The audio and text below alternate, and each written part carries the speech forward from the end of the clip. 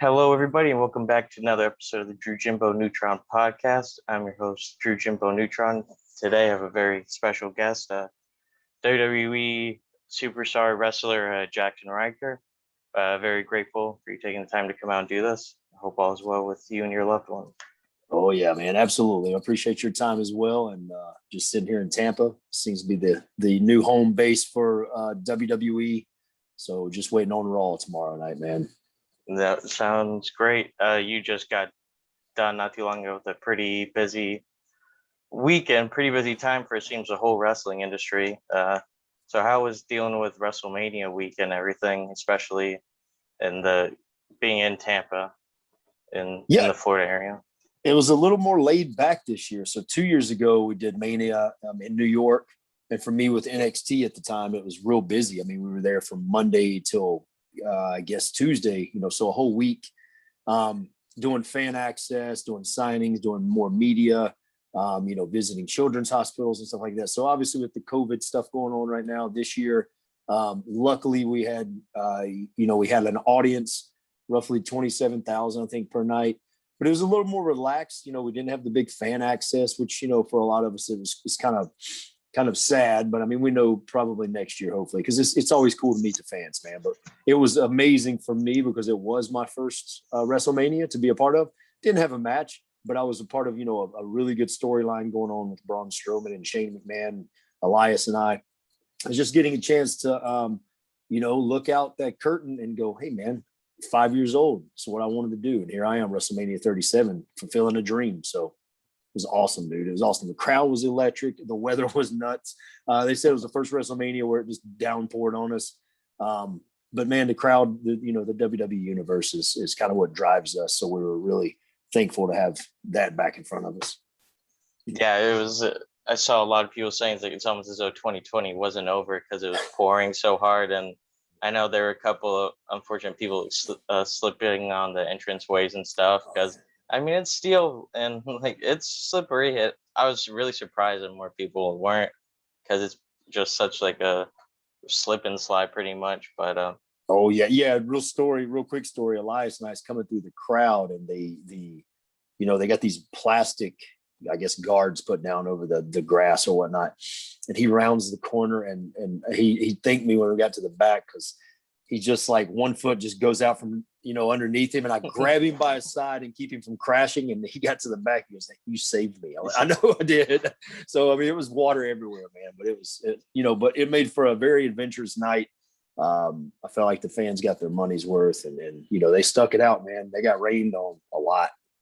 Yeah, I had a couple of friends who were there because I live in Plant City, so I'm not too far from it. So I had a few friends that were going, and they were just talking. They said it was pouring, but I mean, no one was complaining. It was just everyone was just seemed to be really happy to just have it back and even have the opportunity to see all the WrestleMania and all the guys back and girls back in action. So oh yeah, man, it's pretty awesome much stuff.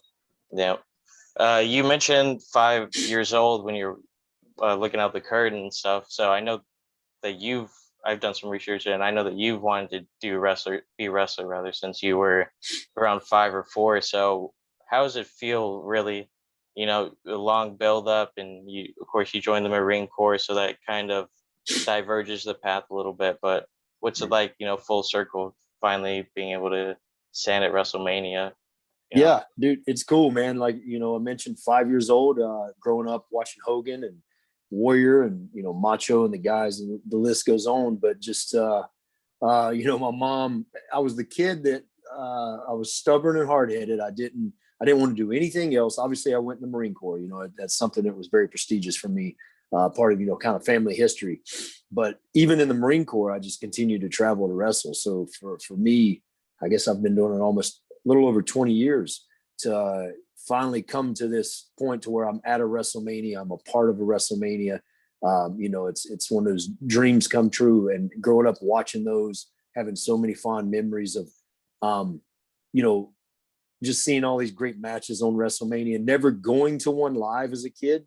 But, just being a part of one now as a WWE superstar and getting a chance, like you said, to fulfill that dream, dude. And I'm from a small town, Hickory, North Carolina, that there's no reason I should be at WrestleMania, but I'm blessed to do what I get to do. And it was so cool to have the crowd, and just so cool to, be out there and just part of this, the Super Bowl for WWE. It literally it's become, at WrestleMania 1 and 2 and so on. They were, some of them were smaller. You had WrestleMania 3 that was obviously insane, but WrestleMania is like it is the Super Bowl for WWE. I mean, it's insane now. So everybody, they come from all over the world. So to be a part of it was, tremendous. It's funny, people that I talk to, a lot of them keep emphasizing, say it's like the Super Bowl of WWE, and we actually had the Super Bowl in Tampa, and like the same, it's like correlates it, and it seemed to be like WrestleMania was much more of a big spectacle, and seemed to somehow get more coverage even like in the area. And it's just really testament, I guess, just how gigantic it is. And like we call it the Super Bowl, but it's like so much bigger.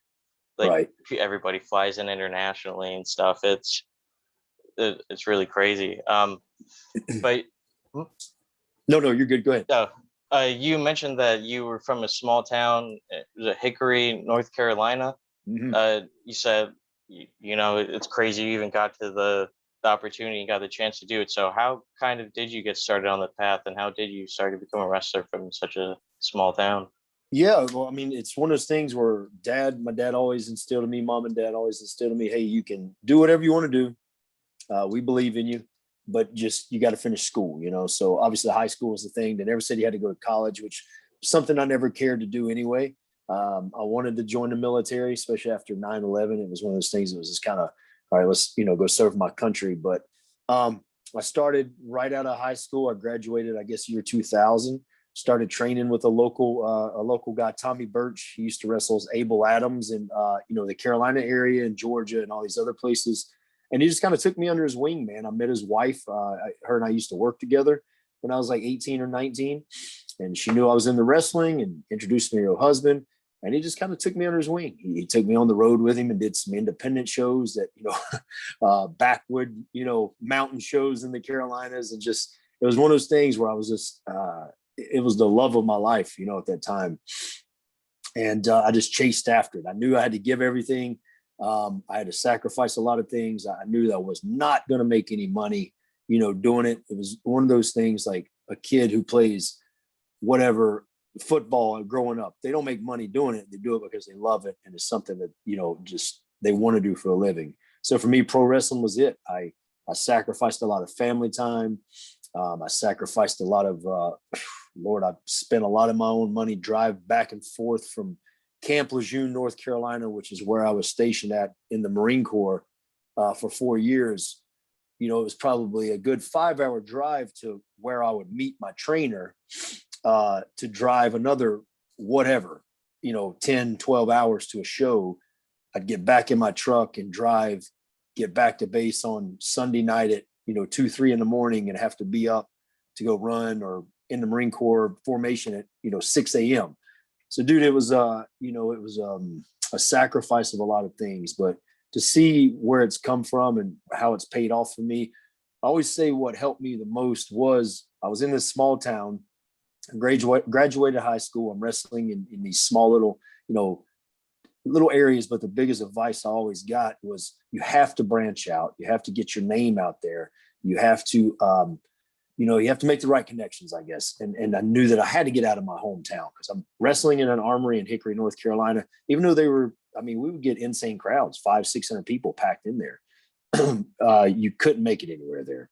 Right. So I knew I had to sacrifice things and just kind of meet the right people. And that's what I did. I decided to move out of my hometown and move to, Georgia, and started working with NWA Anarchy. I don't know if you've heard of those guys down there. It used to be Wild Side. I mean, dude, the superstars that came out of that building were everybody. AJ Styles. I mean, the list goes on. So that's what happened. I got down there. I met the right people. I started doing NWA TV, getting my name known, ran with the NWA national title, and it just branched out from there. I met Terry Taylor, who helped me get my foot in the door with TNA. I'm maybe bouncing a little further ahead here for you, but that's just kind of, in a nutshell, really what it was I knew I had to get out of my hometown. I always say the Marine Corps helped me because it did allow me to get out of my hometown free, going to boot camp and then getting transferred overseas and stuff like that. But it allowed me to see the world. It instilled in me also that, man, I can do anything I want to do. It's going to take hard work and determination, but there's no, whether it's a pro wrestler or a doctor or whatever, or a Marine, you got to work hard at what you do. And I always sacrificed a lot for, professional wrestling. How kind of was that? You're obviously serving in the Marine Corps, that you said, but then also wrestling on the weekends. And I mean, wrestling schedule's already kind of a physical, it's a physical night, like no matter what, even on an easy day. And then you're always doing physical stuff. So did that really just kind of cement, was it really just work ethic, or did it ever catch up to you, kind of the stress you're putting your body under? Or it did not. Like I traveled with a buddy, a good friend of mine, Anthony Barfield, and we wrestled as a tag team for a short period of time in 2006 when we got out of the Marine Corps. He wrestled as Truett Fields at Anarchy with me. And it helped because he loved it, man. And we traveled together on the weekends. I had some good, bosses in the Marine Corps who allowed me to, go off and do my thing. They didn't really give me a problem. I've always been addicted to working out anyway, like weight training, wrestling's very strenuous on your body, obviously. And then the drives were even more. But I guess when I'm in my 20s, it didn't bother me. I was, a young 20-year-old kid or whatever, 25, just going. Now that I'm 38, I'll be 39 in a month or month and a half. I go, man, I wish I would have slowed down a little bit. But, I am where I am because I didn't slow down and I did sacrifice. But yeah, it took a toll on my body because you had, traveling to wrestling 2 or 3 shows a weekend, sometimes twice on Saturday, and then driving back to base and still working out and getting up. And, I worked on trucks in the Marine Corps. So I'm lifting, armor plates and just all this other stuff, man. And it took a toll on me. It does now, but take care of my body a little better now. But yeah, it was definitely, I look back and like, good gracious, what was I doing, man? I didn't take any time to breathe and rest. Did the kind of disciplinary style of the Marine Corps really help you in terms of the locker room and stuff, in terms of having not just like a big ego or anything as well? Because Go ahead. No, I was gonna say, I've heard some stories that the people that have done military service, when they come in and do become wrestlers and such, that it really helps to have the disciplinary approach and makes you seem like it seems like a lot more guys like them. They're just more laid back, I guess. And I think it is the discipline thing because I was raised. My father was he disciplined me well. He taught me respect. He taught me to be humble. So did my mom. But going in the Marine Corps and just a whole new lifestyle. You're living it. I lived it for 4 years. It did teach me a lot more discipline, not only like how I treat others, but how I approach work, or even how I approach failure. So, I mean, there's been many times in my career where I have failed at something, whether it be, man, that match sucked on live TV, or, whatever it is, just however you handle a stressful situation. But I think it did really help me with handling stress, because obviously in the Marine Corps, whole different stress level when you're overseas in Iraq and part of war and, worrying about that stuff. So you come back and you go, okay, this is not stressful at all. It's helped me that it's the work ethic, as far as just, there's small things in the Marine Corps I did that I set my mind out to do. One of them was being an honor graduate in boot camp, which is 13 weeks at Parris Island, which is, the hardest thing I went through, still to this day, one of the hardest things I've done. And I became an honor graduate after 13 weeks. I wanted to pick up rank. I picked up rank. There's just a lot of things I wanted to do in the Marine Corps, and I knew that hard work was going to get there. So the same for pro wrestling. Wrestling is a cutthroat industry. I mean, dude, it is who you know sometimes, but it's also like how you work, how you carry yourself. And if you can take the grind, because I've been doing it 20 years, there's some some people who get in the business and 2 years later they're done because they're like, man, travel hurts, taking bumps hurts, and then the stress level on top of that. So when you're a part of, WWE or any other wrestling promotion, the TV stress, because you have a certain time that you're sticking to and things change on the fly, and you just gotta, with the Marine Corps, it helped me to kind of adapt and overcome with things like that. And then when something happens, you take that stress and you just use it to make the job better. Yeah, it seems to be one of the best possible approaches to have in terms of success. Just adapt and overcome.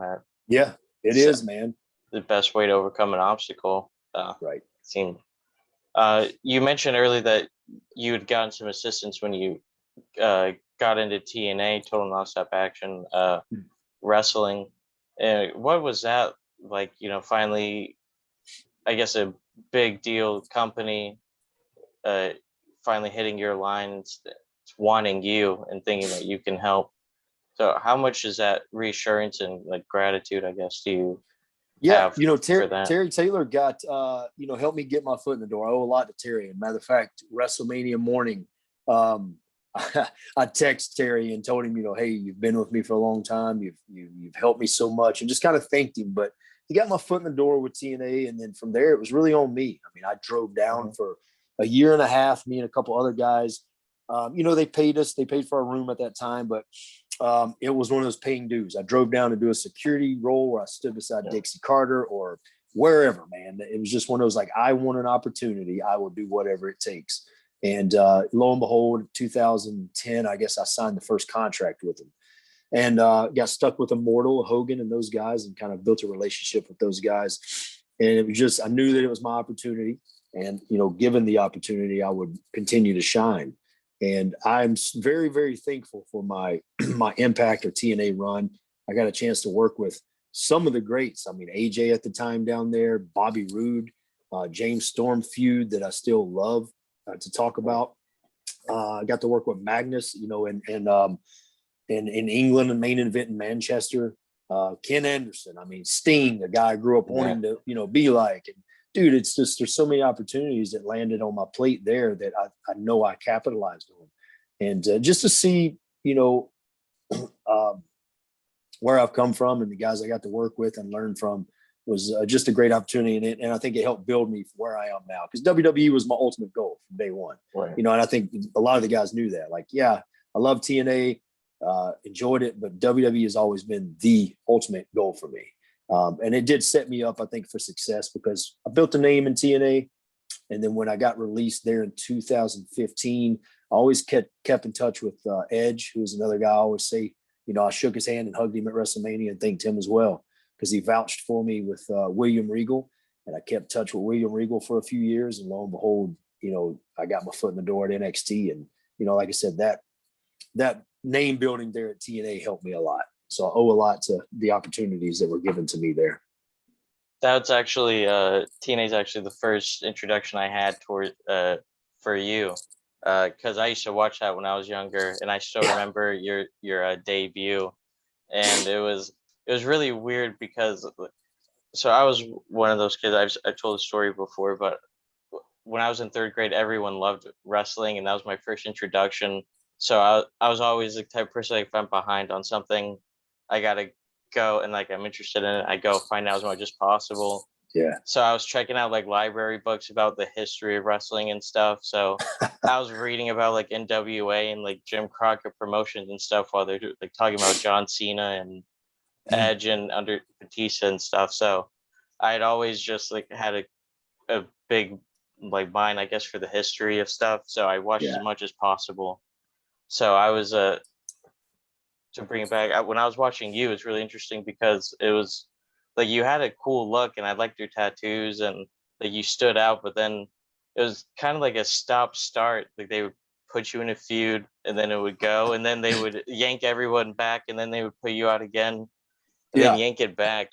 Like how all the time. How kind of odd is that, and like how hard is it as a performer to try and build like a consistency or when it's just kind of a little, I don't want to be mean, but like a little messy in terms No, of, it was, yeah. yeah. Sam Shaw and I still talk about that because he and I were rocking with this feud in like Mm-hmm. December of 2014, maybe near the end of it. We had a big Yeah. match on TV in Pittsburgh or somewhere. And then all of a sudden in January, we get to the UK and we're told, yeah, we're going to take you guys to the UK and let you feud there. We get to the UK and literally, like, I go from January of 2014 main event in Manchester to January 2015, and we didn't do hardly anything. It was a back and forth thing. And I don't, I won't sit here and point fingers. I don't care to do so. It was weird because, I mean, yeah, you talk about that. And I went from feuding with James Storm, where it was kind of a rocket ship for me, and it could have very well gone somewhere. I don't know. I can sit here and say I know that I did nothing wrong because I've always give 110%. I don't know if somebody just, TNA got to the point to where they started bringing in a lot of like overflow talent, and which was good. We had Matt Hardy coming in, which is a great guy to learn from. But they started, to me, TNA took away from where they started in early 2000s of building fresh names like Frankie Kazarian and AJ Styles, Samoa Joe, and these guys who came in, Daniels. dude, the list forever goes on. I mean, these names that were fresh to people that these fans watched TNA for that reason, because it was something fresh, something new. And I think that's where it got away from. But I got, when I got released in 2015, I was kind of bitter about it. I was in a different place in life, obviously, but I am now, I look back and go, you know what? I'm very thankful for those opportunities. But it was so frustrating at times, so frustrating. Because I have like buddies that still go, well, why didn't they do this? And I'm like, dude, I don't know. I don't, make up this stuff going on. But so, yeah, it was back and forth for sure. It's the TNA stories are like funny to me. And you talked about the overflow talent too. I think that's a dangerous trap that a lot of other wrestling companies fall into, in terms of, it's like, oh, well, if we bring in this name, it adds legitimacy. Oh, this name adds legitimacy. But eventually, if you start bringing in too much, then you just have everybody. And if you don't have a clear game plan or creative plans for everybody, then you just have all that talent, like with nothing to show for it, type of deal. Yeah, no doubt. The TNA stories are just funny to me because it's like fans and all their inside info of the industry, like to point fingers at specific people backstage at the time. Yeah. And then those people will do interviews like, I wasn't in charge, like I had no idea what was going on. It's like, who was? It's like, no, it's really funny just to listen and talk about that stuff. And it's so odd because everyone was so talented, but at the same time, like you and I believe James Storm won the tag titles, and then you were off TV for like a month and a half, and come back and lost them. Yeah, exactly. It was just the most trivial things, but I mean, the wrestling's good. But it's just one of those. It's tough to run a wrestling company, I guess. It turns out. It's gotta be, man. But yeah. So how you mentioned some of the names and stuff and how much it helped your career. You said James Storm, Matt Hardy, Sting, and all that. You penned Sting like in a tag team match too. So how is it while you were there? Did you kind of take a moment to reflect on again just how much you progressed? Like, oh, I'm working with these people that I used to grow up watching. Like you were an Immortal, so you're around Hulk Hogan, Eric Bischoff, Ric Flair. And AJ Styles and Fortune were all involved too, Kazarian and everything. So what is it? So how awesome is it to reflect on how far you come, and how awesome is it to just be able to work with such an incredible talent? Oh no, it's great. I mean, I remember the first time standing in the ring with Hogan, and he was doing promos, and as a kid, I'm like, dude, I'm standing here with Hulk, dude. Like these guys grew up wanting to be, and the one who got me into pro wrestling. And then I always tell the story of Sting because I was standing in the ring. I guess I was teaming with Ken Anderson, maybe. Yep. I can't remember who. I think so. I believe so. Yeah. And Sting's music hit, and he starts coming down the ring, and I was like, dude, this is crazy. And the lights were kind of obviously off the ring, but on Sting, so I could actually kind of fanboy out in a way, And dude, even now it's one of my cooler memories is getting a chance to work with those. And I got a chance to work with a lot of the TNA originals, man. So for me, it was awesome. Really, I mean, there's moments where there's a 6-month period probably where James and I worked with Kaz and Daniels. And, those guys are incredible. And just always wanting to work hard or have fun, and just depending on what town we were in. So, yeah, getting a chance to even go up to Hogan at WrestleMania 37 here in Tampa and just walk up to him, and he sees me and he remembers me, you know what I mean? And he just starts talking to me. So I was like, that's awesome, because, he remembered who I was. We shook hands and hugged, and it's just like, he just kind of congratulated me and all this other stuff. So TNA gave me a lot of cool moments, man, and a lot of cool opportunities to work with those guys. I worked with Scott Steiner, who I, remember watching as a kid too. And, we had some tag matches with each other, against each other. And dude, Bobby Lashley, him and I worked a lot at TNA, and some house show loops and stuff. So just to sit, sometimes I have to remember who I worked, and like, you got good days, you got bad days. Every job you're going to wake up or something's going to make you mad. But there's moments where I'll sit in the locker room and I'll go, and I'm like, I'm happy. I'm blessed. I'm living my dream. I've worked jobs that I hated, absolutely hated. When I left TNA in 2015, I had to work for a cable company because just got married, just had a daughter. And, I worked indie shows every weekend too. So I'm doing that. I'm acting. I'm working at a Spectrum cable company. So I go from being a wrestler on TV to a cable guy in somebody's house. And it's very humbling. You know what I mean? We talked about that earlier, but it makes me appreciate where I am now. And if it ends tomorrow or it ends 10 years from now, I can sit back and go, I had a really sweet career, and I got to do something that huge percentage of people either, one, don't get a chance to do, or don't, have, they don't want to try it because they're afraid of failure. So, well, that being said, I know that was long-winded, but that's kind of where I'm from. Yeah. No, and you talk about being a cutthroat industry. That's it right there. Yeah. I mean, you're TV champ, tag team champ, and then everything can go away like that. And you're a cable guy. Yeah. And it's funny. I'm in a guy's house one time doing cable, and he goes, he's just looking at me. And I was like, oh my gosh. And he goes, man, you look familiar. And I go, yeah, I don't know, man. Maybe I got a twin somewhere. He goes, you're Gunner off of TNA, aren't you? And I was like, yeah, I am. Now I'm doing your cable, but I'm here. But it was humbling, man. It was very humbling. And that's something that I think that, I'm a Christian. I think that God put me through that for, to humble me. Because there was times in my life, in my, TNA stint, where I was, doing my own thing and not humble at all. There's moments where I started to get a big head and big ego. And that was like a humbling moment for me. And it's definitely helped me now, not only being in WWE, but being a father and a husband. So. Yeah, that's kind of a philosophy that I strongly believe in too. It's just always perpetual state of improvement and learning. You know, it's you take every experience that you can and then do the best with it that you can.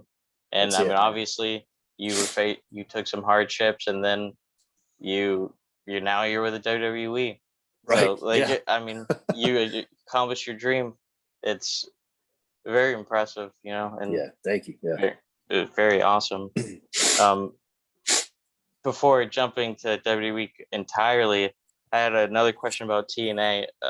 Not to rag on them or anything, but how was it always dealing with kind of like the different gimmicks and stuff they would always seem to do? Like it was a feast or fired, or the Bound for Glory tournament I actually liked because they did different point systems and stuff. So like some wrestlers would start whipping out submission holds and stuff they wouldn't do. So I actually kind of like that, but the feast or fired never made sense to me. It's like, why would you willingly take the chance to get fired? No, it was, and it's funny because that was always, everybody was like, when we was getting ready to do those matches, it was like, who's getting fired? Like you can kind of tell sometimes, like who was getting that briefcase. Those matches were fun. I mean, there was so many gimmick matches, man. We had the what was it, the gimmick battle royal or something one time. You got to type. Yeah. We got bit by a dead fish, and dude, there's so many things we went through that we just made it fun. I mean, there's some guys that would get bent out of shape about like the fish thing. I could have easily got mad and said no, but it was Shark Boy, dude, I was like, whatever, man. But there was a lot. I mean, I got a chance to do the cage with James Storm at Lockdown. He and I did that Feast and Fired match where the briefcase was up there, and I remember that one being fun. I think it was in Cleveland or Cincinnati or somewhere.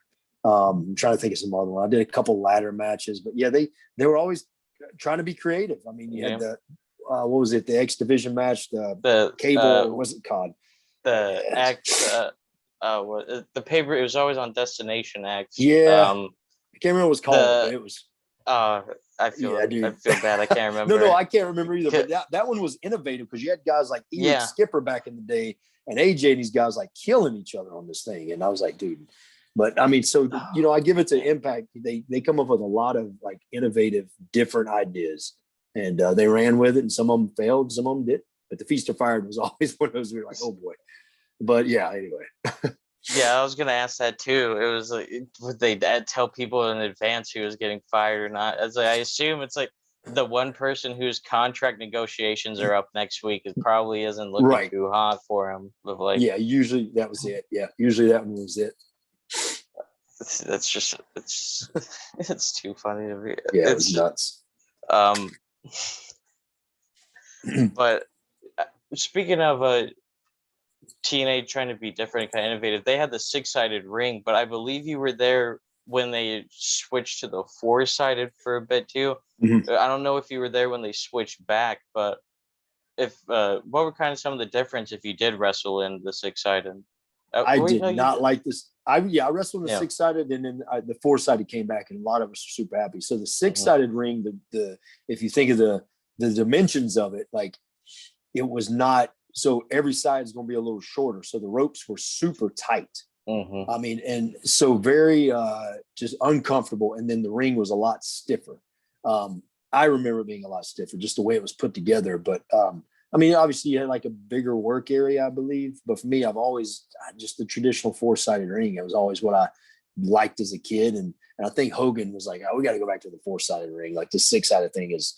And it really wasn't hard to maneuver around because you always had a set of ropes in front of you. So if you're always just going to go straight like normal, it's not like you're like, oh my God, which way do I go? But yeah, all the guys would always say, yeah, this ring's a lot. It hurt a lot more. So for me, it was always 4-sided. I believe that the reason that they did the 6-sided ring too was it was pretty much for the X Division guys. I guess so they had more ropes and more like ways to do different cool aerial moves, but it was, I guess it kind of makes sense to shift it because they kind of waned away from focusing a lot on the X Division, I guess, like I want to say like late 2000s, early 2010s. But it seems like the guys I liked the most were just the X Division guys. Like AJ Styles said he liked it because it separated the products and things like that. Yep. But I've heard a lot of people complain about the ropes too. So yeah, and they were tighter. I mean, for the guys who did a lot of springboards and stuff, it was perfect. Because I mean, they were tight. So I was watching some matches and stuff when I was researching for this, and that was something I noticed too. It was a fight or a match you had with Bobby Lashley, and both you guys are going off the ropes, and those things are hardly budging. Don't move, man. They do not move. I couldn't imagine back in the 80s because like WWE keeps theirs super tight now because guys do springboards. But back in the 80s, you see these big guys, Andre and all of them hitting, and the ropes just look like they're going way out in the crowd. I mean, and I would talk to like Earl Hebner and Hogan and these guys, and he goes, man, the ropes were like super loose, but the rings apparently back then were just even harder than they are, they are now. So that's why everybody's got hip and back problems. But yeah, I hear nightmares in terms of how hard the rings were. Yeah, like no cushions, just long like oak wood or something. And they were going, dude, 7 nights a week, dude? Yeah. Like hours. And it was like, whew, man. So it was terrible. They would do afternoon and night shows back then too. Sunday, I was talking that I had that when I was talking with Nikita Koloff and Mr. Gerald Briscoe. It's just like their schedules and stuff, and like Nikita was like wrestled. It was like over 400. I can't remember. Like within a year, it was just a ridiculous number, and it's like they wouldn't let you do that anymore unless you're like independent. Like, it's just, it sounds terrifying. And he walked away with like, now it seems not that many health issues compared to a lot of guys too. Yeah, And it's different just styles, right? Sure, Mhm. man. Yeah, those guys are Yeah. brutal. very, very brutal. But you mentioned earlier that you had talked with Edge and kept in touch with William Regal and stuff. Yeah. How did you ever meet them and get in touch with them in the first place? So yeah, man, Dash Wilder and I, or Cash Wheeler, I think is what he's called now. AW.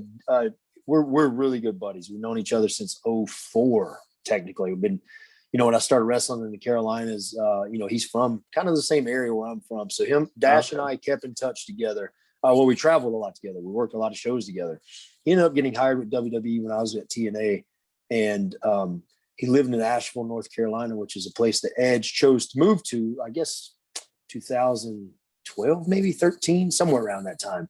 And, Dash met Edge in the gym and they just became friends. And that's kind of how Edge and I linked up. It's just that mutual connection.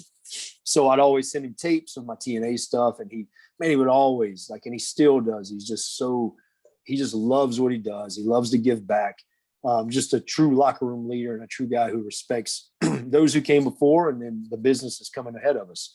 So I always kept in touch with him. When I got released from TNA, I kind of reached out to him and just he got me, I think, Regal's email maybe or phone number. And I just started talking with Regal. And I think about 2 months after I got released, Regal said, all right, well, we're going to bring you down to the Performance Center for like a little intimate tryout, not one of the bigger ones that they do where there's 60 or 70 people. There was only like 4 or 5 of us in this tryout for me. So I did a week-long tryout in July of 2015, right after I got released. And I apparently impressed him. I don't know if it was just the way I carried myself in the ring. I don't know. But we kept in touch, over and over for 2 years. And at the time, there was just no opportunity for me to come in, man. It was, and he was honest with me. I mean, we'd talk usually once a month. He'd keep in track, let me know what Hunter was saying or whatever. And then, so 2017 of March or April, I want to say, I got a call from TNA to come back. And I didn't really want to. It wasn't what I wanted to do. I wasn't happy with the decision or, all that stuff. So I just out of the blue, I was like, you know what? I called Dash and, he called Edge and then we talked to Regal. And about, I guess probably a couple hours after that, Regal called and said, hey, we want to offer you a job at WWE. So because I mentioned TNA, maybe it was a shotgun thing to help me out, because they didn't want to bring me back, but it's not really what I wanted to do. So I just kept in touch all those times. I just think showing the initiative maybe. And then, him knowing who I was, that's what got me in. And then I hired, I guess, May 29th, 2017 is when I went to the Performance Center and started my journey, But Edge has always been, cool for me as far as advice. And even until now, if I text him or whatever, he's always quick to reply.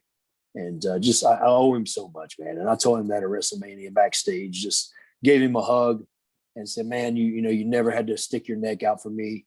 And, but you did. And he said, well, I believe in you. If I didn't believe in you, I wouldn't have done that. So I found it to be pretty cool, man. Yeah, I've really heard just a lot of positive stuff about the Edge in terms of locker room. Like when I was talking to Mr. Briscoe, he said he was someone that really stood out throughout his time there as just someone who really good head on his shoulders, I guess, and was really good at providing guidance and just a workhorse, man. Yeah. And just a nice guy. I'll scroll through Twitter and you just see it's somebody, oh, can I get a happy birthday? Yeah. It's like, yeah, sure, buddy, happy birthday. Like, oh, thanks. And then another kid, oh, we're sick in the hospital and we're a big Edge fan. It's like, oh, I got you. It's like so much. And it's just that's what it's about. Yeah, yeah. Man, that's what it's about. Because the fans are really ultimately what keep us going. We give them entertainment or whatnot, but when you just got to be nice, right? And he is. There's a few other ones that are like that as well, man. And I try to do the same thing. If somebody wants a birthday wish or whatever, just shout out to them. It doesn't hurt me to type it on Twitter, It's not going to take any time out of my day or any money out of my pocket. It's what we do, man. How kind of is it dealing with that? I know you said it's just part of what you do, but I mean, as you said, you're from TNA, then you go to work in cable installer for Spectrum, and then Yeah.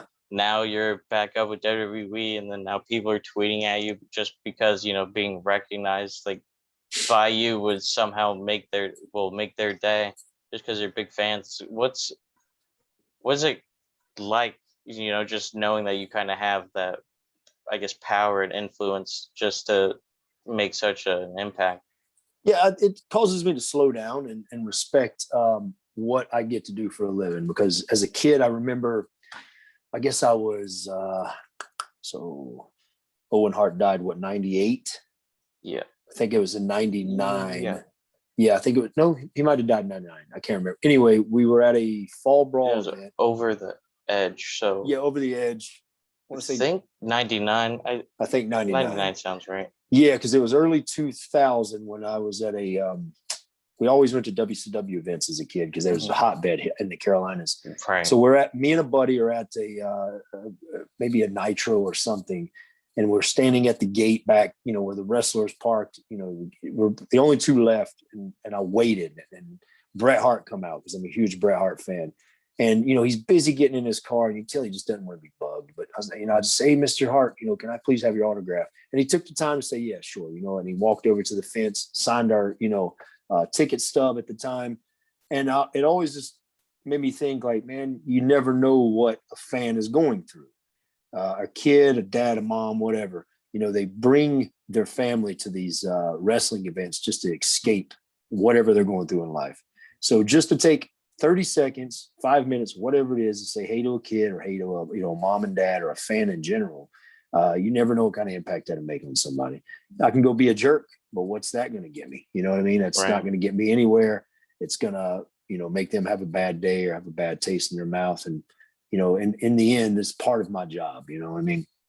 But yeah. I enjoy it as well, because you just never know, that little kid that's 5 or 6 sees Jaxson Ryker, and Jaxson Ryker takes the time to put his bag down and go say hello, or Jaxson Ryker takes the time and says, leave me alone, dude, I'm trying to do something.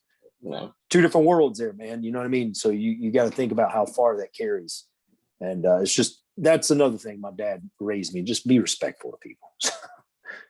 Yeah, that's just a really nice mindset to have. Like, and it seems like a lot of the wrestlers that are fan favorites really do take that approach. But it's just nice to see. Yeah, most of us do, man. Most of us love what we do. I mean, there's times where it's 4 a.m. or 5 a.m. I'm going through an airport. It's like, man, I'm so tired, But if somebody recognizes you, says hello, it's fine. And most people aren't going to bug you. Like if I'm out with dinner with my family, they're not gonna, they're not going to be crazy. So you don't really experience that anymore.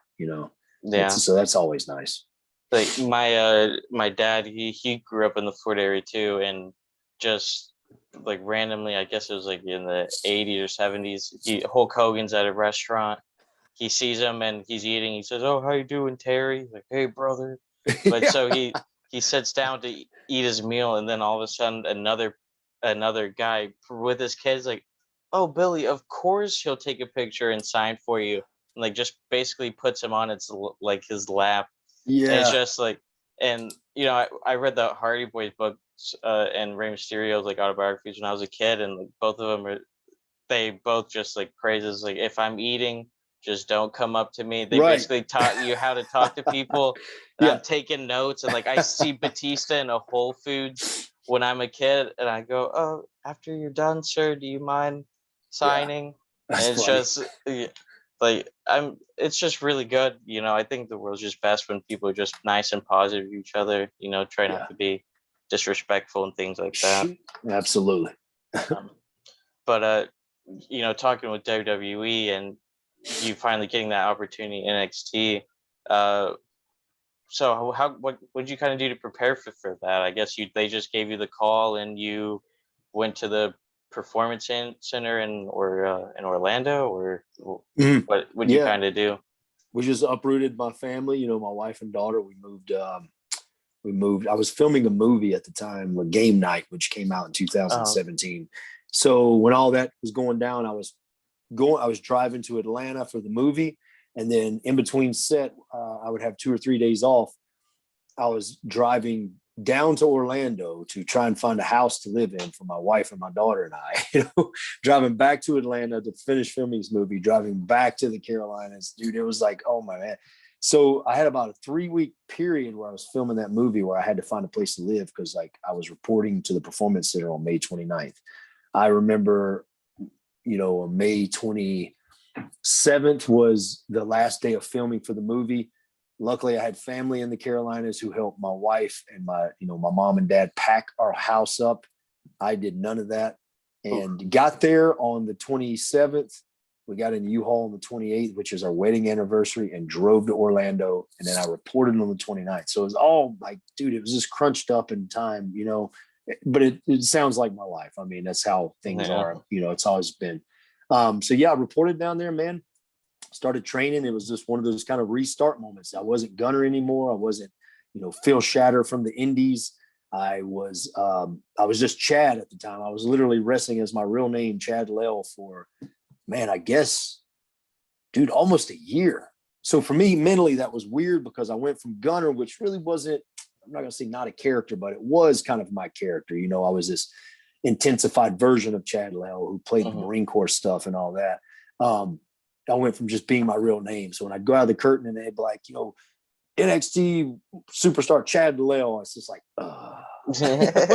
there's no character. Like, it's just me, you know what I mean? Doesn't have the same oomph as Gunner. It doesn't, so it was very weird for me, but it was just, I was trying to learn myself, learn the WWE style, learn what they wanted. We had amazing coaches I got to work with.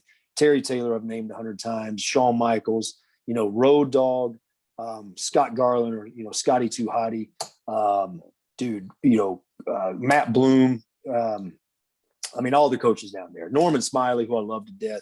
And, just these guys that were just teaching what they wanted, you know what I mean? What the TV product was.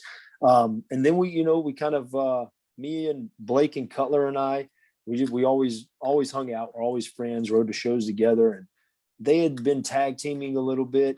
And I think, I want to say Steve Carino mentioned to Blake and Cutler, guys, probably, we may try and add, Chad with you guys. And at that time we were starting off the name Jaxson Ryker, which I got to pitch and come up with, which was really cool and very rare. And so lo and behold, we just started doing some like trio stuff, like 6-man tags on Florida shows, just playing around here and there. And it flourished into the Forgotten Sons. Like we got to come up with that name. We got to kind of come up with our gear and just run with this Forgotten Sons gimmick, and just dude, that's how it was.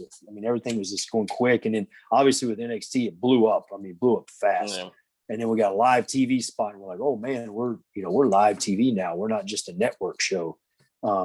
So dude, yeah, like I said, it was pretty quick for me, because some guys sat at NXT or sat in the Performance Center for 5 whatever years, and they didn't really do anything. They didn't get any network time. So for me, I consider myself, I'm blessed and lucky, but work ethic once again. I was, just right time, right place, man.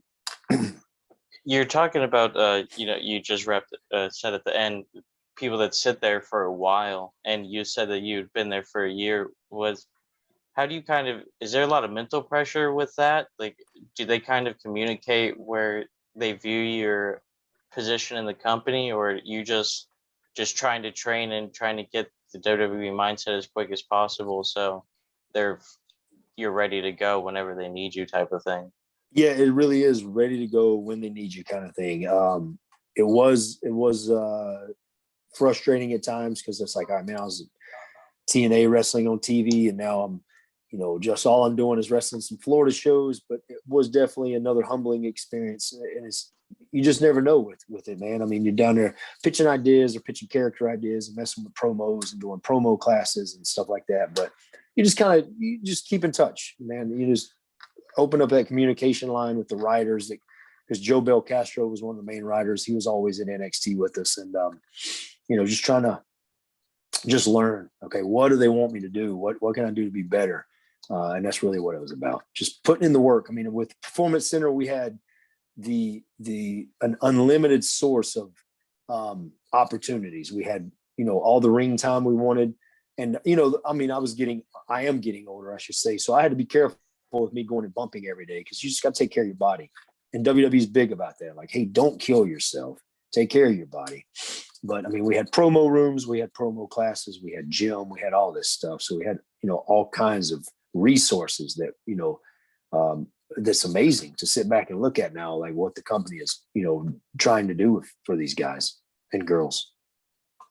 Yeah, it's really just crazy and really kind of unprecedented. I guess in like in America, the closest thing they have with WCW had the power plant. Yeah. But I was talking to some Lodi who he'd done the power plant as well, and that was just more. He said that was kind of like a boot camp.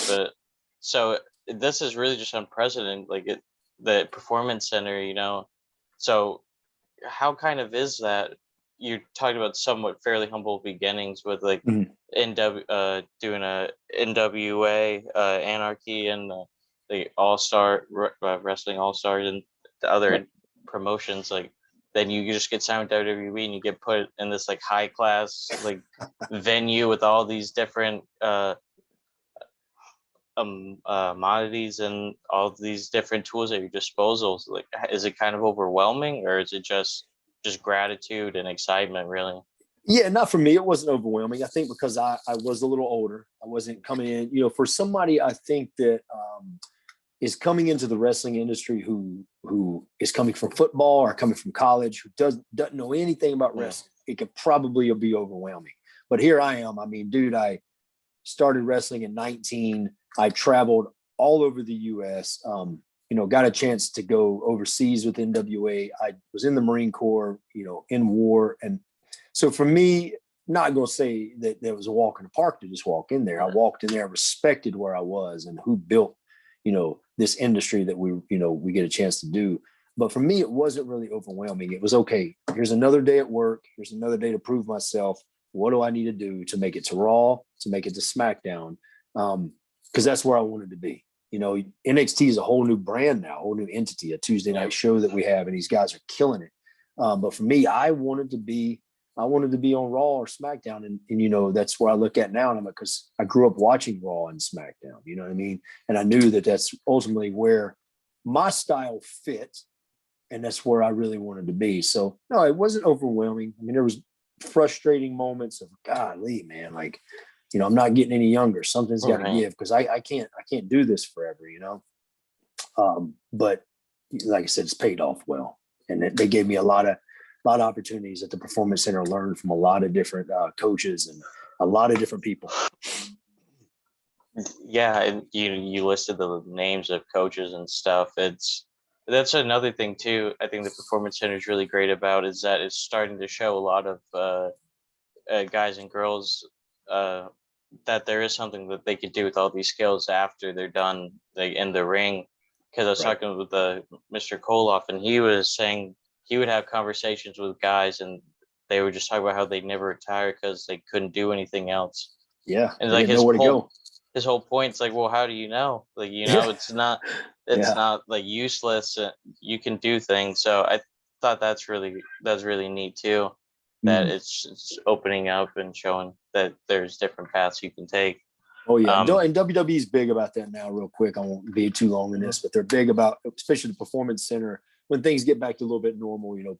Post-COVID times, we would do. I mean, once a month, there would always be some kind of business meeting where, this company would come in and talk to us about, okay, well, what is your future plans? Whether it's wrestling, whether it's business, opening up your own business, whatever. So WWE is big in investing on, if I want to go to school to better myself in education, they'll help with tuition. So it's not just go beat your body up and then in 10 years we're going to fire you and you're broke and crippled. No, they don't want that anymore, man. I mean, they care about your well-being, they care about your future, care about your family. And that's respectful for me. I didn't know about that, the tuition. That's it's really interesting. It's really nice to see how the industry's shifted too. Well, I was gonna kind of ask that later, but since we're on it, like, what has been your experience in terms of like shifts in the industry, especially like with medical treatment and even the tech, well, especially we'll focus on medical treatment for now, but especially in that regard in the healthcare and of wrestlers and stuff too, because there's been it's a scary job. Sure, WWE cares too. We always have doctors around. We always have trainers. We got some of the top of the line trainers as far as before our matches or whatever. If you need something taped, if you need stretching done, just therapy done, dude, it's incredible. I mean, we're literally, they're there for us to use, and that's awesome because our bodies need it. The older I've gotten, the more I've realized, okay, I got to be stretched out or whatever it is, iced up. And in TNA, we didn't really have all that. And obviously in the independents, we didn't have all that. If you got your head split wide open, it's, well, okay, let's glue this thing shut and go to the hospital and pay for it on my own, Yeah. But with WWE, you get hurt in their ring, you're taken care of. The performance center was big about that. We had trainers there. We had massage therapists. And that's great because they're hiring a lot of these young men and young women. They're investing money into these kids and these adults. But they're also realizing, okay, we're investing so much money, we need to be sure they're being taken care of as well. And it's just a whole different industry now. So we're athletes, we're entertainers, we're athletes, and they view us as such. I mean, the NFL does that. Any big league sports has their trainers and their doctors. And, especially concussions now, you get a concussion, you're done. There's a protocol, which I love because I don't want to be 70 years old and brain dead. You know what I mean? So it's just a safer business now. Obviously, the performers are, insane. Ricochet, these guys that can just do what they do with their bodies amazes me what the human body can do. But we're also, we're taking care of. So yeah, it's just really, really great to see because you hear all those horror stories, like you said, people almost brain dead now. Right. Like you hear about Sabu like taping his bicep back together after tearing it on barbed wire. Yeah. And like it's like Terry Funk, like at age God knows what, doing some moonsaults off the top of ladders. It's like you definitely like fractured a rib or something there. Oh yeah, Like, man.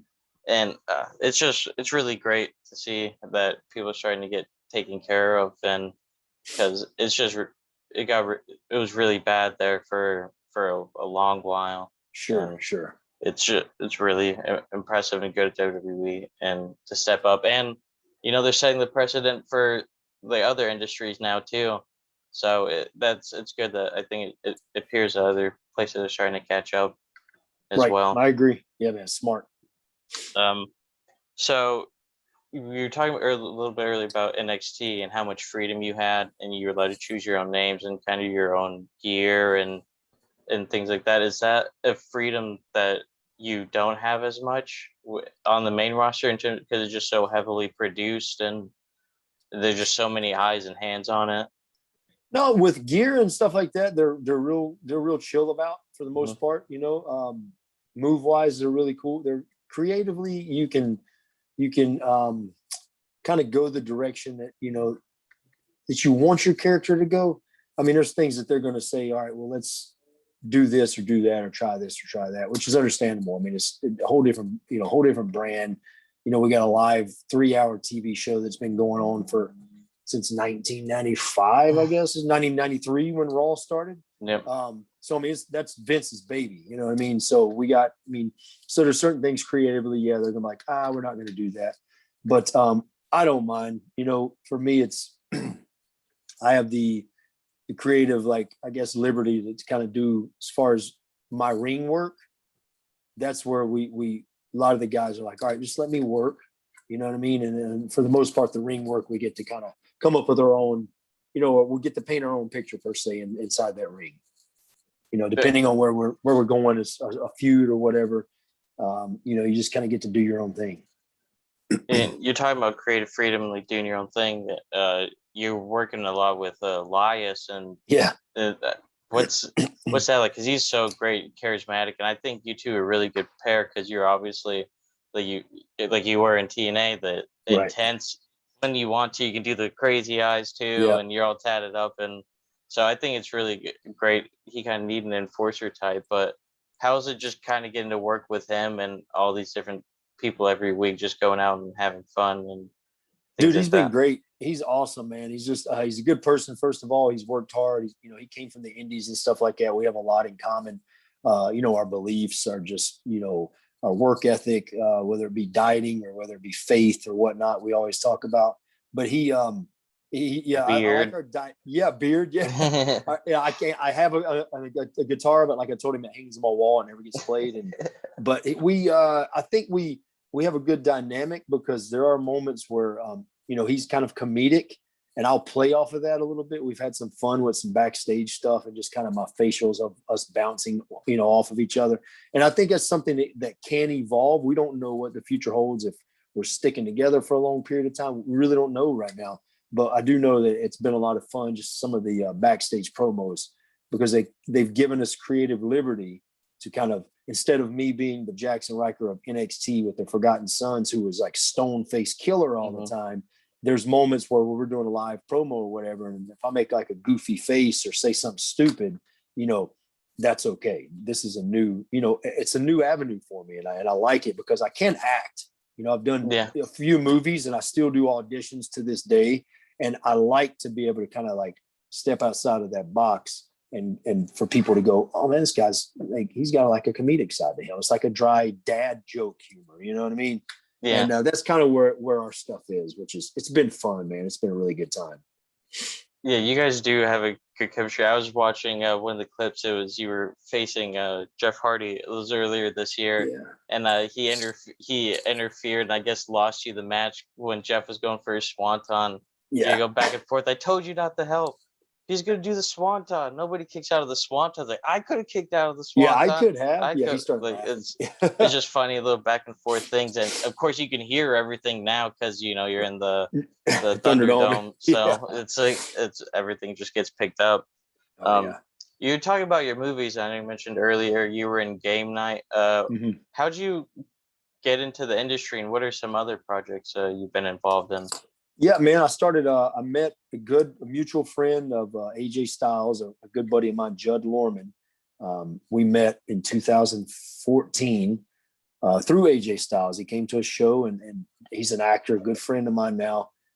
He's on the SEAL Team show that's on CBS, maybe, I think. But anyway, he just kind of got me introduced to his agent in Atlanta, who I'm still with, and got me. I did like this kind of lower budget. It was like a $5 million film, Navy SEALs versus Zombies, which was on Netflix. I think it's on Amazon Prime now. It was super fun. I mean, it was the first one I did. It was like a 3-week shoot in 2015. Got a chance to work with a bunch of like retired Navy SEALs. I got to do my own stunts and all this stuff. And then, acting's crazy because I've done hundreds of auditions, but only landed like 2 or 3 roles. And that's just how it is, what I mean? But I landed Game Night in 2017. I did that audition, which is great because, Jason Bateman and Rachel McAdams, just a bunch of good actors in it. And it was my first big role movie. And I got to do my own stunts there too. So, and then even to this day, I've auditioned for Marvel films. I've auditioned for the new Rock TV show that's out. Right. And a lot of them, like, acting's crazy because you'll do an audition and then they'll call and say, hey, my agent will be like, they really like you for this. So just, keep some dates open here, but then you'll never hear anything. So, it's just, that's how it is. Acting's always something I wanted to do. And if I could transition into it, years from now and do so, I would. And I just did another audition tonight for an HBO show. So, I'm constantly, like, usually 1, sometimes up to 4 a week. It's kind of like self-tape stuff that I send to my agent, and they're fun. They're fun to do. And, but yeah, it's just, so that's how acting kind of got kicked off. Just a mutual friend. It got me hooked up, and he goes, hey, you look like you could be kind of the henchman role. And that's really what I've always done. It's it's just a really tough industry to break into. It's like, it's just kind of like when people say, like what Vince says, like, oh, I don't care who you were before. It seems like that's the way they're acting. And acting is like Chris Jericho's tried to break in, like Batista, it took him a while to break in before he finally broke out. They gave Hulk Hogan movie roles, and like those then were great. It took The Rock a long time to find his move too. It's just it's a hard industry, and It and is. but all it takes is persistence, just like I guess with anything really. Of Right. course, I'm not an actor, so what But do I still, know? yeah, but yeah, no, it's true though. You do. I mean, it's you can't get frustrated because, like I said, I've done hundreds of auditions, and you'll hear things sometime, and then other ones you're like, man, I really did good on that. You'll never hear a thing. But the good thing about with my auditions, I always get the same casting directors or casting agents or whatnot. So Oh, okay. when you get the same people, you know that okay, they like me. It's just a matter of okay, what role am I going to land in? So I mean, that's the good thing because if you suck, they're not going to send you anymore. So that's a good thing. I always get the same people for the most part. Well, it's good, and it's that you try to break in. It doesn't hurt. It doesn't hurt to be versatile at all. Nope, absolutely. Treat yourself like a business. It's what a lot of guys, it seems, are starting to do a better job of, and because wrestling is pretty much marketing, like this. Yeah. It seems. Market yourself. Yeah. So just kind of thinking through your whole career, how have you kept a positive mindset, while going on the road? It's a lot of travel. Right. It takes its toll. I imagine it can be kind of easy to lose sight of just your kind of joy and passion. So how do you keep a positive mindset, avoid burnout and things like that? Yeah, for me now it's a little different because I'm a father. I got a 4-year-old daughter, and I think, okay, I'm working for her future. I'm working for my wife's future. Back in my 20s, I just there was a different, I guess. I was chasing that dream, so for me, it was just constantly going. I had no other fallback plan or anything. So now for me, just surrounding myself with the like-minded people now. I mentioned before I'm a Christian, so I try to surround myself with this positive people, dude, and not just want to be around people who work hard, work hard and want to achieve things, and who just stay out of trouble, which is good now. Most, it's not a trouble business anymore. Most guys are just playing video games and working out. You know what I mean? So it's definitely a more level-headed industry. But dude, I just, what keeps me going now is my family, and knowing that, yes, I've achieved like WrestleMania, but I still have other goals. I still want to do Royal Rumble. I still want to wrestle at WrestleMania, and just looking ahead and going, okay, well, what do I need to do that? What do I need to do at almost 39 years old to keep my body healthy, to stay sane? I don't tend to get too stressed out anymore like I did in my, early 30s, where like everything bothered me. Now I'm just like, I heard Roman Reigns, I believe, said it one time in an interview, like, if you go out and you have a bad performance, don't carry it to the next day. Like, okay, you had a bad performance, start over. And that's the thing. And I was like, that's good advice, man. Because sometimes, I'll go out and something to go wrong, like whether it be I think it went wrong or whether it was terrible. And you can let that destroy you and carry it on to the next day of work, or you can go, all right, well, hey, man, let's just learn from it. And 2 weeks from now, we're going to forget about it anyway. I mean, that's just how wrestling runs now. It's not, it's day to day. So, I mean, for me, it's just staying humble. We talked about that. And knowing, 15, 20 years from now, I can sit on my porch and go, man, I had a really cool career, really cool career, a lot of cool opportunities, a lot of cool moments. So I've asked that question to a few people, and a lot of people say that their perspective completely shifted after having kids or having a child, and that's really what a lot of them turn to. Like Mr. Briscoe said that, Mr. Koloff as well. They said it's just really just kind of the development. He's like, well, Joe Briscoe said, well, I was playing wrestler. His wife did a phenomenal job taking care of it, raising everybody. Right. So and it's different time for us now, because I mean, those guys, dude, like you mentioned, they were on the road over 300 days a year. For us, WWE now, I mean, with COVID and everything, I mean, I'm on the road 2 days a week. So the other 5 days a week, I'm with my daughter, so I look at that and I go, man, that's great. I get a chance, she's gonna know who dad is, you know what I mean? So it's a different world now. But yeah, I've heard a lot of people say that, and I didn't think about it until she was born. And I was like, dude, I got to work, like really work now. Yeah. You know, I mean, if I wake up tomorrow and I'm done with wrestling because of whatever reason, I still have to pick back up and carry on. And I think that's where just keeping a good mindset, being positive, and surrounding yourself with like-minded people. I got a lot of very successful friends that, you know, I go to church with, or that I mingle with, that, you know, I watch how they became successful. And it's not because they let things get to them. It's because they overcame obstacles, you know what I mean? And it's because they continue to strive to be better. You know, it doesn't mean they strive to be rich better, but they strive to be, you know, mentally and I guess professionally better. So Perpetual improvement. Yeah. yeah, man. Yeah, dude. It's like building a house. Like I told somebody, building a house, like one stone at a time. You know, it's not Legos where it takes 10 minutes to build a house. You know what I mean? It's like, it takes a lot of time to build success, and just, you know, makes you respect it more. And you've talked about how faith and you're a Christian, and how much that really plays a role in your everyday life. Is that something that was always instilled in you? It seems a lot of professional wrestlers discover it later on in their career as well. And so was that something that you discovered later on, or was it always something that you were passionate about?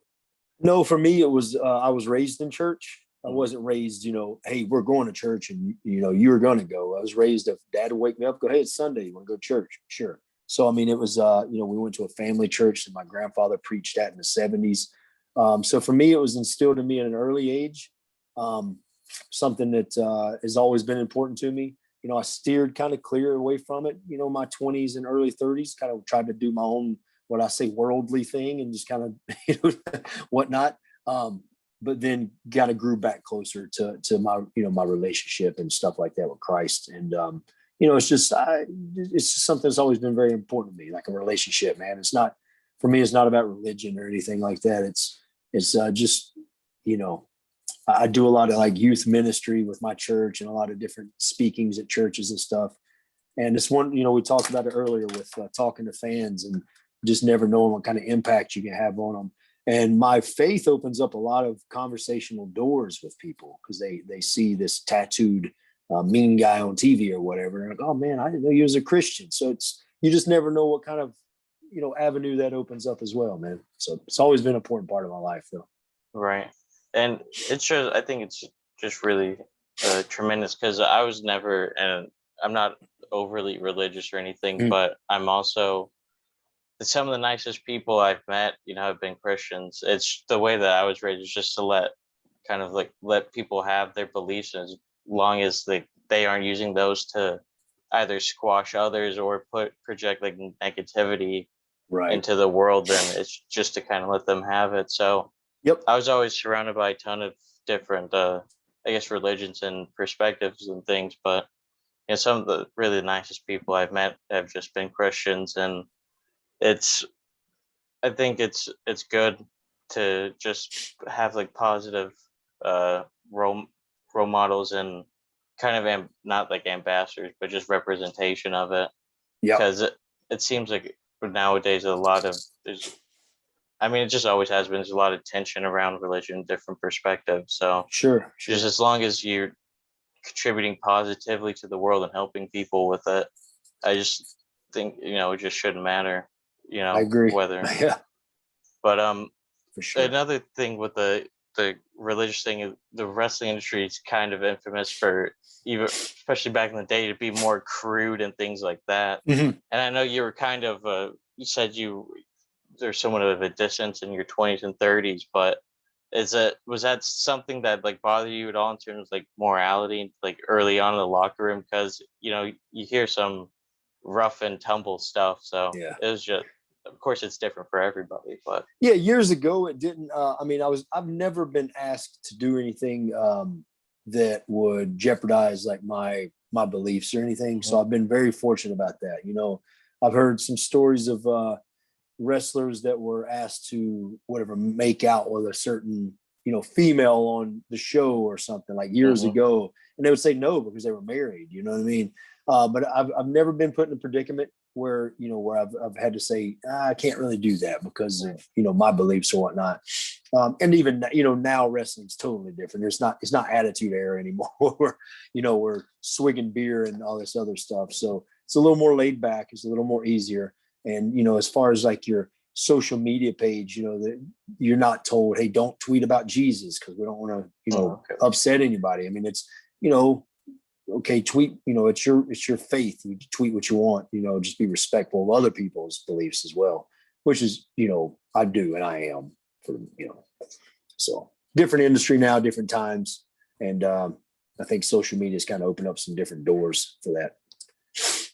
Yeah, it's funny when you said you mentioned a story about people not wanting to kiss someone because they're married or something. I just thought of how the Big Show, they've tried to book the Big Show to kiss it's like one of the Godfather's pimps, but like I guess Big Show's wife just happened to be at that show, so they put his wife as like one of the hoes in the pimp line, so he's kissing his wife. It's just it's the ways people makes like work around it and things like that. Yeah, for sure, man. You've had, like you say, 20-year career, very accomplished and respectable. Who are some guys that you personally love to travel around and hang out with, and that you develop good relationships with throughout your time? Career? Ken Anderson was one. He's one that kind of took me under his wing when he came to TNA. I was, just starting off. I was broke. I couldn't afford rental cars or hotels, and he would just be like, hey, dude, just stay with me. Don't worry about it. Don't worry about gas. Like, it's okay. He would. I still keep in touch with him, man, and just respect him. He just really stuck his neck out for me, and I guess. AJ Styles was one of those. It's always been really cool and close that I could go to about anything about wrestling, about family, and all that stuff. Man, dude, I'm trying to think of some others. I mean, I'm sure there's more, but Edge, we mentioned Edge. Obviously keeping in touch with Edge and just the respect I have for those guys. The Hardys, I always keep in touch with Matt and Jeff. Their father just recently passed away, and I reached out to him, and dude, it's just we met back in 2010 or so. And, just spent a lot of time with them, and just two guys that, I've always respected a lot because, it's two guys from the Carolinas. I watched growing up. Yeah, man. So those are definitely, guys that I can sit here and name off the top of my head. I'm sure there's 5 or 10 more I could probably spit out, but, Ken was one of the big ones because he just kind of took me under his wing and really helped me out when I was just a broke kid trying to make it in wrestling, Yeah, that's great stuff.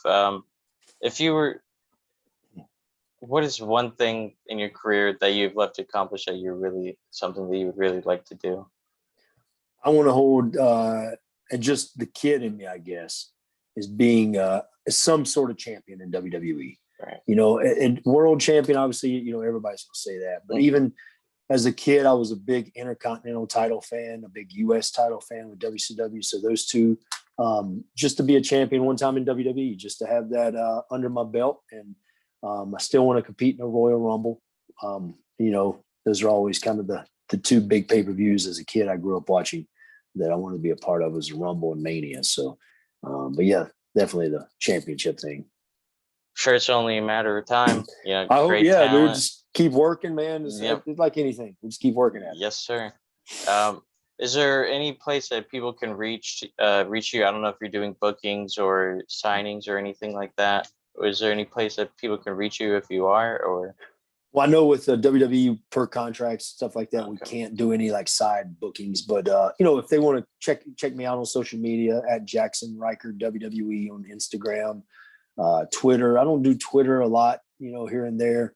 Okay. I do have a personal Facebook page, but then, I always give my email if somebody wants to email me as far as a show or a question, but it's shatter6682@gmail.com. And I'm always down for questions about wrestling, about God, about whatever it is, man. And just, especially my, Instagram, I try and keep up on a lot. Okay, great. I'll be sure to link all of that in the description and make sure everything checks out.